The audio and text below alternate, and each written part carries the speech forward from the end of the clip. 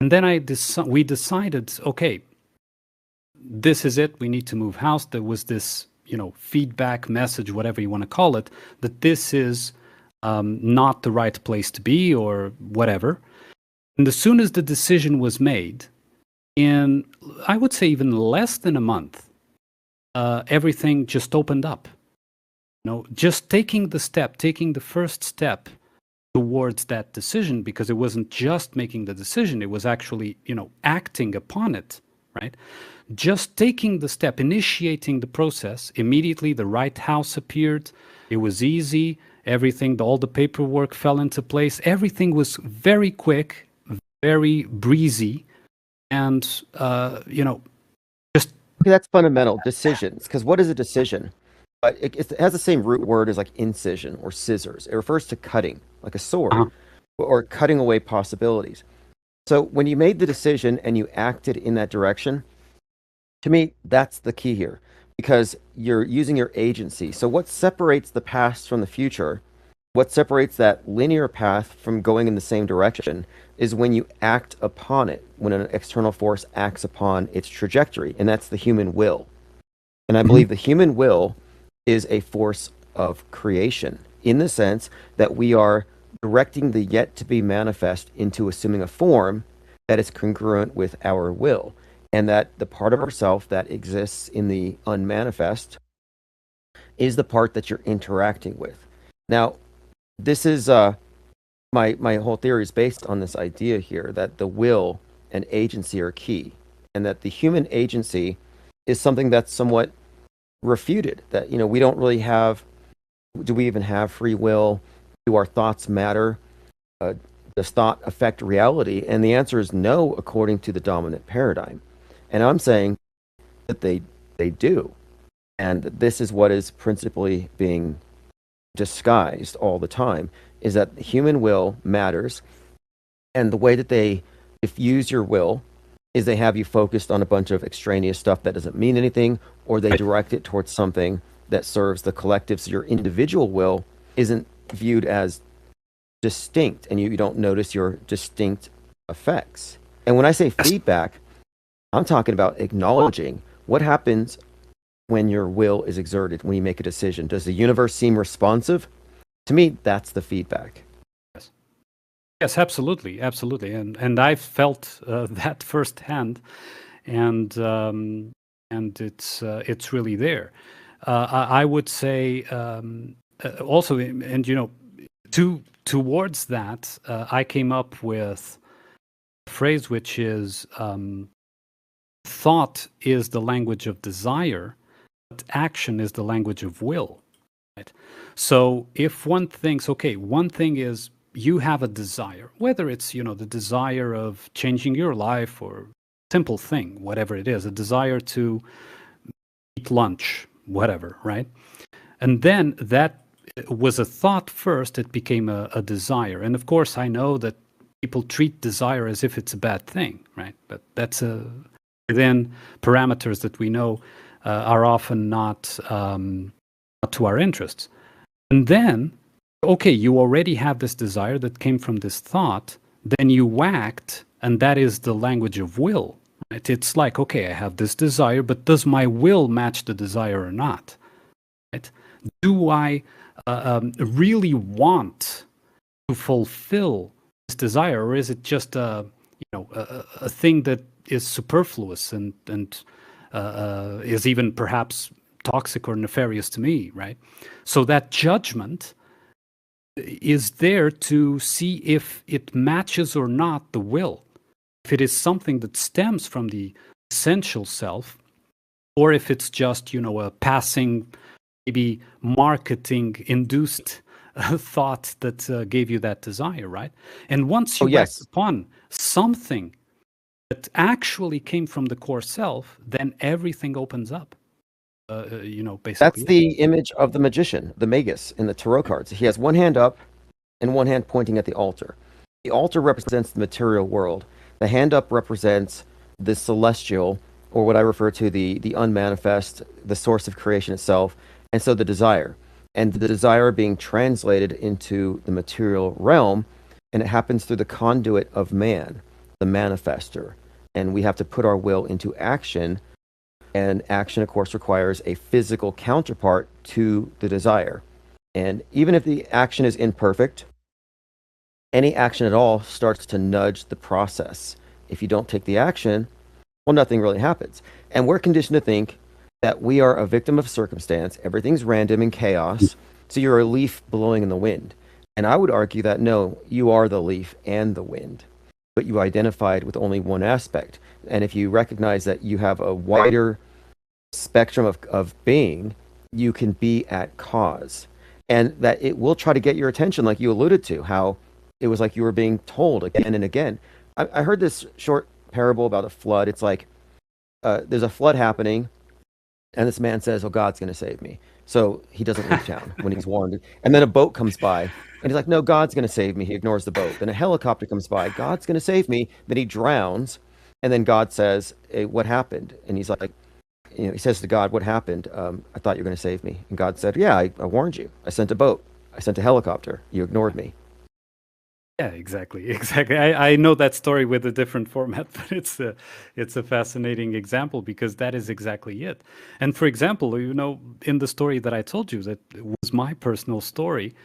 What would have happened if I didn't finally act upon that last message? Would I actually have to die? I don't know. But what I'm saying is that it was intensifying. Right? First little things, then increased until it reached the point where I couldn't ignore anymore, right? And people, I am certain that everyone have this ability to, let's say, listen. We could use that word, to listen to their essential self, higher self, whatever name people prefer for that. And receive that information and then decide and act upon it with will, right? In accordance, act upon in accordance.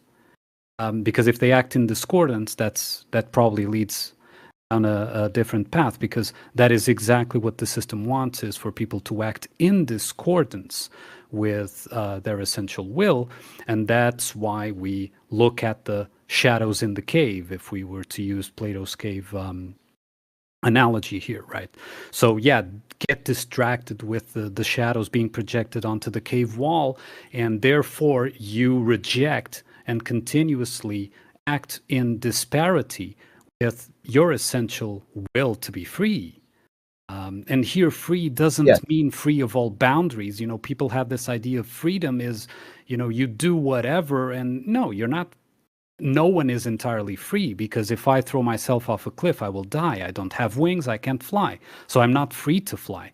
But freedom here means you live within the limitations that are there, not the imaginary limitations that are put there, right? And this is a very big distinction that I think holds back a lot of people. Is this we go back to the idea of extremes. It's always, freedom has to be an extreme. It's extremely free, entirely free, or not. You're either entirely free or you're entirely imprisoned. Life doesn't work that way. Yeah, there's like the idea of positive and negative liberties. You have freedom from things is different than freedom to do things. And Right. these are, different views on freedom people have. But, when people hear stuff like selfish, they think it's negative. Like, to be selfish means that you're going to be self-serving, self-centered, and bad to other people. And that's not necessarily the case. Every drink of water is a selfish act. We start at the level of self. And I think the idea of self and will have been condemned, even in the myths. The devil's always, pride, selfish. These are all things that have been condemned for a reason. And I think it's to limit our understanding of the self. So when I say ego, what I refer to really is the center of awareness that is derived from the terrestrial experience, just your body, being in the environment, and then, of course, it's your public facade that you maintain to be congruent with the needs of the mob so that you don't go against the group. So the ego is sort of a construct, it's a barrier and a filter, and it's a center of awareness. But it's largely, I think, a product of a conditioning, a need for approval, and it's a co-created construct that is also too rooted in the here, now, and the body, and not inclusive enough of the entirety of the being, which takes a lifetime to figure out. So I don't look at the ego as a bad thing, but it's the perspective that you have that isn't inclusive of perception outside of the self, outside of the physical body and the here and now. Yes, I know you use it that way. In my vocabulary, I would prefer persona or mind character. And also, like you, I don't think it's a bad thing. I think it has a healthy place, but it's simply been diverted because it's the same thing as, people that say, oh, AI is the devil or whatever, right? Or it's the word of God, AI. Now AI embodies God. It doesn't matter, right? It's like, that persona is a sort of AI, right? All AIs need a prompt from a user, right? And if the user is absent, what happens is that you leave the keyboard open for any external user to type in the prompt, right? And if it's an external user typing in the prompt, you are just that mind character, that persona, that AI in metaphorical terms is, acting, doing the processes that externally was prompted to do, therefore never following its own user's will, right? And so what I call the ego is the one that types in the prompt to that persona, right? He's the one that says, all right, check for me, restaurants in the area because I'm hungry. Right? And then the persona will enact upon it. Oh, okay, let me check. Oh, there's that cheap place there. It looks like the food is good. Yeah, I'm going to go for that. Right? And it provides back that response to the user, and the user, yeah, looks like a good place. I agree. Let's go eat there, right? So what if it's external? And if it's external, if the connection is cut between what I call the ego and the persona, that AI part, metaphorically speaking, is that, okay, I feel hungry, but what should I do? Because the AI can't prompt itself. No AI prompts itself. Even those that say that the AI prompts itself, that's a lie. It doesn't exist. It can only prompt itself if it was previously programmed to prompt itself, right? So what happens is that an external prompt, for example, an ad, a McDonald's ad appears, right? Oh, a Big Mac. Yeah, oh, okay, oh, Big Mac. Where's the nearest McDonald's? Right? Because I'm hungry. So I'm going to choose that externally prompted, not internally prompted. And this would be the difference. And there is, of course, therefore, a healthy place. It's a key part of the mind, persona, because it's the one that actually interacts and makes things happen and, performs functions, let's say, in interaction with the world. So it has a key and healthy place. But of course, if it's cut off from the ego, it becomes dependent on the externalization of that ego, what I call the ego, I must reinforce here, that then is a surrogate that is external. It could be the expert, it could be marketing, it could be ideologies, it could be religion, it doesn't matter. But it's a surrogate, it stands in as if it was the legitimate user that should be typing the prompts in this metaphor.